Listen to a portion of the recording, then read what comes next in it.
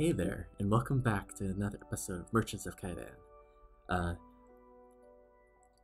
I have been having enormous difficulty getting anything done in my apartment the past couple of days, cause upstairs, I think they're trying to drill through every single piece of solid concrete with very loud and underpowered power tools, and so they've stopped for the moment. And so I'm gonna try to sneak in an episode, but if, as a result, I might not be able to, do an outro at exactly this time I would typically want to. So, with that in mind, last time, what we managed to achieve was advancing the main quest a good bit. I don't know what I'm trying to see here. Ah, yeah.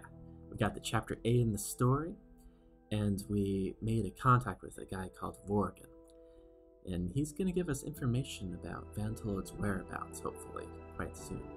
However, otherwise, until we hear from him, there's not really all that much for us to do, other than just build up money, build up trade. So I'm going to play for a little bit, and I'll bring you in. We don't have any active quests. Winter's coming, and so trades are going to get a little bit hairy, but I'm just going to kind of play around and hope to hear from what's-his-face, get us back on the track to Vantelod. So, bring you right back. Actually, I figured instead of, because I don't know if anything will happen during the time it takes for the construction crew to get back with their power drills, figured I might give some strategy and some thoughts on the game, maybe help you out in your game. I find that running with partners in this game isn't necessarily the enormous boon you might expect it to be. They certainly, you can make a lot of money off of them, I don't really debate that.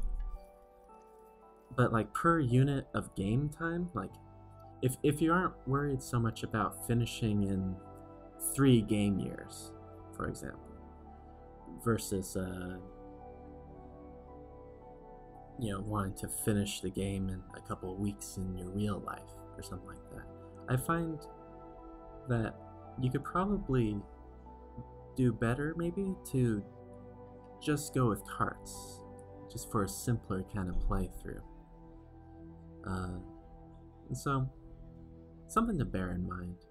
It's generally fun to play with multiple of them, but the novelty does wear off a little bit.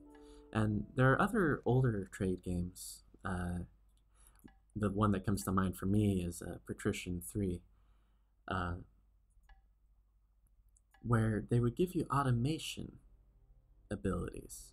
Now, in those games, they had a bit more of a city building aspect, particularly things like, I think, Port Royale and stuff like that, where it made more sense to have things be automated. Whereas here in Merchants of Kaidan, what else would you do other than trade, right? And so, it's hard to come down one way or the other about that. But I do think that if they flush themselves with a bit of options in terms of city building, they already have massage parlors and stuff like that these days, and these businesses that kind of run, but they aren't very in-depth. You could potentially have a good bit of fun automating your Merchants of Kaidan trade routes, I think. But that doesn't exist, so we'll have to be pleased with how the game is here. We're kind of at the point, though, and I'm mildly surprised, where I feel like I don't need to make more money. Particularly with the Merchants Guild quests, there's consistently been a drive to want to make more and more and more money. And it's been I think it's been closely tied to, oh, did I really buy this many carpets for 68? That's no good. We aren't gonna sell it. I'm just gonna take a loss.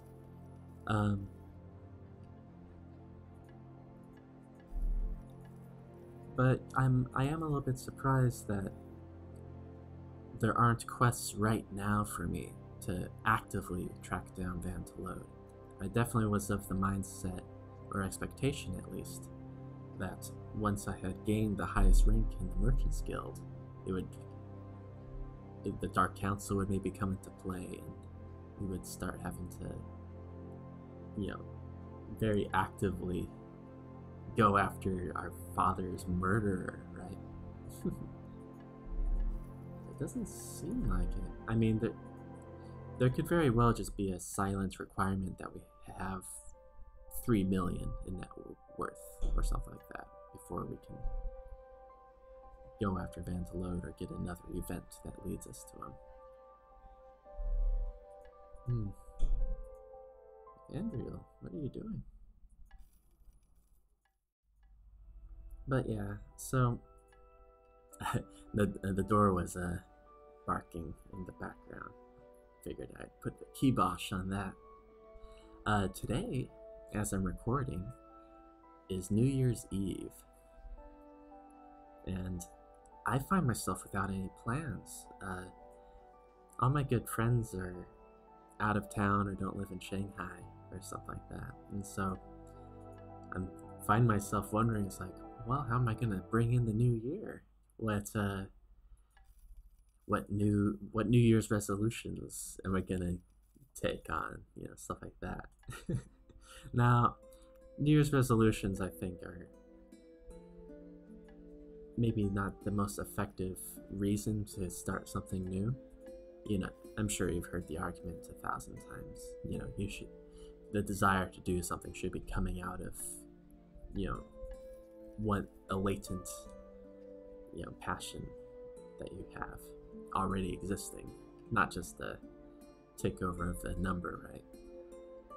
But I do want to, take it as an opportunity to kind of pick up some stuff I've left by the side. Like, I have a gym membership, and I was very, very regular until maybe a couple weeks ago, right around when I started YouTube. I'll admit to sometimes having used filming as an excuse not to go to the gym. And it's been pretty consistent lately. But I would like to get going on that again, particularly in the winter. You really should find excuses to... I'm just failing a bunch of quests that I don't know I have. They really need to fix these quest dialogues, because I looked at it and it was blank.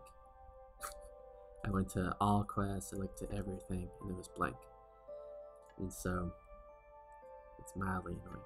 But yeah, let me know in the comments what your New Year's resolution is, if you have one.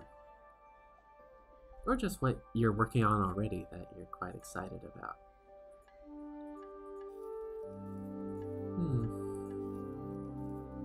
Oh, nice. Another tip for your game: if you have an opportunity for a merchant to join your merchant as a specialist, he pays for himself really quick. He just gives you free stuff. So that's some good stuff. Okay, so I'm just gonna play a little bit, and hopefully we'll get an event or something interesting to occur before the construction crew comes back. Or you'll be hearing drills soon, and we'll have to finish up. Bring her back. Alright, we're here in Van Hose, and I'm interested to see if they have a massage parlor available. Nah. There's one thing in this game that we've never done before. I've done it, and I just don't do it very often. And I'm kind of looking at the clock, and I think the construction crew is on their lunch break, and I think they'll be back soon. So I want to do something that we've not done before in this episode. So here at the tavern, there's a button that we've never pressed on camera. Right here. What this is the knife game. In the knife game, you place a bet, and then you have to stab the knife between your fingers very quickly and do it for a certain amount of time. And if you succeed, you win your bet. Now, the reason I think this is in the game is if you go utterly, completely broke and need to get to the next town. We might have wanted to do this more when we were early on in the game. However, the payouts are quite poor, and so it tends not to be worth all the time. So we're gonna play a quick game of it though. You can play the knife game and win some dragons. The lowest bet is 30 dragons. 1 point. So we'll load up here, and they have to click very quickly. 3 waves. Alright.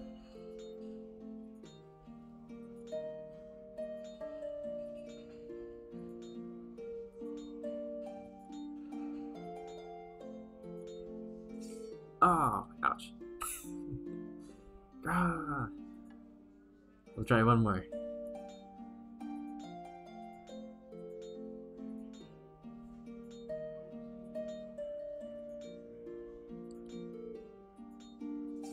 Oh, what? Oh, okay, you have to wait until the green circle shows. Try it again. Oh, is it the same pattern every time? I always thought it was kind of random. Maybe just for the first wave. Guess we'll find out, huh?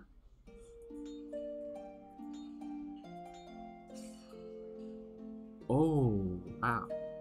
This is the hardest 30 kwai we're ever gonna earn, I think.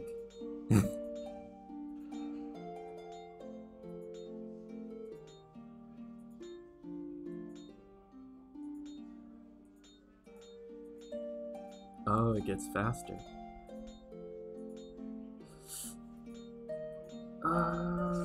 No! I've overclicked. Okay, one more try. One more try. Oh, okay. One more real try. You know, I don't recommend this if you're starting out fresh. We've lost a lot more money than we're ever going to hope to gain, I think. Alright, one more go! This is why I don't gamble in real life, just in games. And particularly in real life, don't play this game. Your medical expenses are going to be way too high. How many times have I stabbed? I'm going to put a counter in the bottom. Owie, owie, owie. No. Okay, nice and slow. Okay, so a wave must be one entire hand.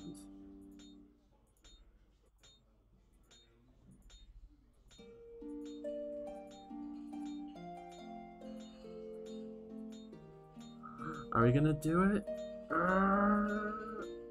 Yeah, we won! How much did we win? 30. Okay. Time lapse.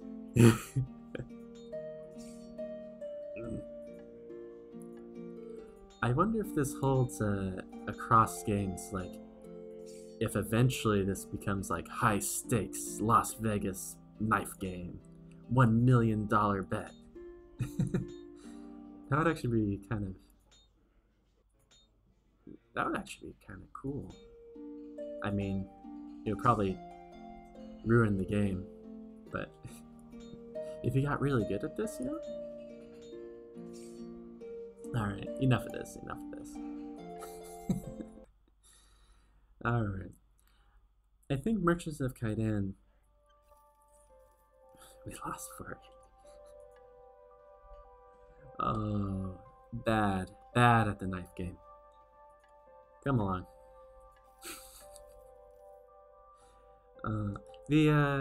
kind of quick time event-based games, some little mini games in Kaidan they're cute, and you should play them at least once when you play through a game. But even on my old MacBook, they actually tend to run intolerably slow. Like, I didn't play them when I first bought the game because my computer couldn't handle them for how simple they are. Something about the lighting effects. But they're amusing. But if you're gonna bet at the shrine, you get much better stuff, as you can see. Don't just hill herb going for it. Don't do that. And I wouldn't recommend ill herb. It's just, you can't do it in large enough volume. You can sell it at the party. Oh, I should have done that. Try to sell it at the party. Okay. So what I'm gonna do is I'm going to close out the episode right now, but I'm gonna continue playing just a little bit until a construction crew comes, and I have to start work soon too. But I'll stop the moment there's a quest, do a little bit of a record, and then that'll be the launching point of next episode when I return to it. So, have a good one. Thanks for watching. We're getting close to the end, I feel, and I'm excited for what the future holds. Happy New Year!